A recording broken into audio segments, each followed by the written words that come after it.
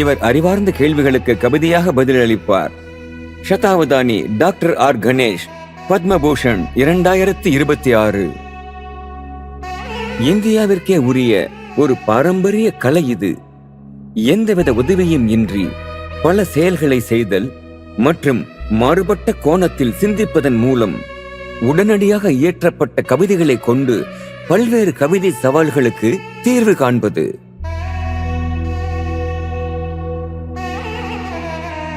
உடனடியாக கவிதை ஏற்றுவதற்கான முதல் தலைப்பு இயற்கை குறித்த ஒரு அவதானம். இது ஒரு அருமையான தலைப்பு. நான் திருதா விலம்பிதா சந்தத்துல ஒரு செய்யுளை இயற்றுவேன். பகவான் விஷ்ணு அவதானியாக இருக்கும் வேளையில் அவரது மனைவியான வசீகரமும் சுறுசுறுப்பும் கொண்ட லட்சுமி 8 விதங்களில் கேள்விகளை எழுப்பும் போது கவிதை மாபெரும் கலை வடிவம் பெறுகிறது. 1962 கோலாரில் ஒரு நடுத்தர குடும்பத்தில் பிறந்த இளம் கணேஷ் தன் பெற்றோரின் பெரும் ஊக்கத்தால் இந்திய பாரம்பரிய நூல்களை படிக்கவும் நாடகங்களில் நடிக்கவும் தொடங்கினார். இது சிறுவயதிலேயே அவரது ஆர்வத்தையும் கற்பனை திறனையும் தூண்டியது. அதன் விளைவாக அவர் உயர்கல்வி கற்றார். அவருக்கு 19 வயதாக இருந்தபோது அவர் வாழ்வில் ஒரு திருப்பம் ஏற்பட்டது.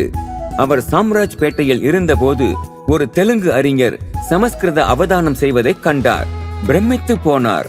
தன்னால் இதை கன்னடத்தில் செய்ய முடியவில்லையே என்று அவர் வருந்தினார். உடனடியாக தன் மனதில் கவிதைகளை உருவாக்க தொடங்கினார். நிகழ்ச்சியின் முடிவில் அறிஞர்கள் அவரது கவிதைகளை கேட்டு வியந்து போனார்கள்.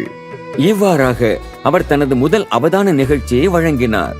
மறைந்து போன ஒரு கலை வடிவத்தை மீட்டெடுப்பதற்கான அவரது முதல் அடி இது. எம் வழிகாட்டியும் குருவுமான மறைந்த லங்கா கிருஷ்ணமூர்த்தி இந்திய கலாச்சாரமான கலையையும் இலக்கியத்தையும் இந்த சக்தி வாய்ந்த கலை வடிவத்தின் மூலம் சாமானிய மக்கள் கிட்ட கொண்டு சேர்க்க முடியும்னு வலிமையா நம்பினார்.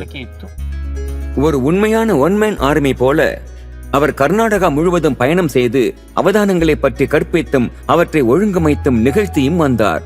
மாநிலத்தின் ஒரே சதாவதானியாக திகழ்ந்தார். அவதானம் குறித்த தனது பணிக்காக அவர் டீலிட் பட்டமும் பெற்றார். டாக்டர் ஆர் கணேஷ் பர்ஃபார்மிங் ஆர்ட்ஸுக்கும் குறிப்பிடத்தக்க பங்களிப்புகளை ஆற்றியுள்ளார். மேலும் அவர் 18 மொழிகளில் நன்கு தேர்ச்சி பெற்றவர் மற்றும் 70க்கும் மேற்பட்ட நூல்களை எழுதியுள்ளார்.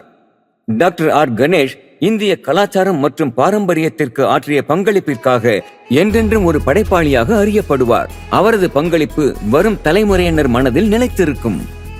இந்த தேசம் 7000 ஆண்டுகளுக்கும் மேலான மகத்தான கலாச்சார பாரம்பரியத்தை கொண்டிருக்கு. அதோட இலக்கியம், கலை மற்றும் அசாதாரணமான வாழ்க்கை முறை மூலமா அதோட ஆழமான தன்மையை நான் புரிஞ்சுக்கிட்டேன். அதனால பகுத்தறிவின் அடிப்படையில போற்றுதலால் வழிநடத்தப்படும் இந்த தேசத்தின் மீது ஒவ்வொருவரும் பெருமிதம் கொள்ள வேண்டும்.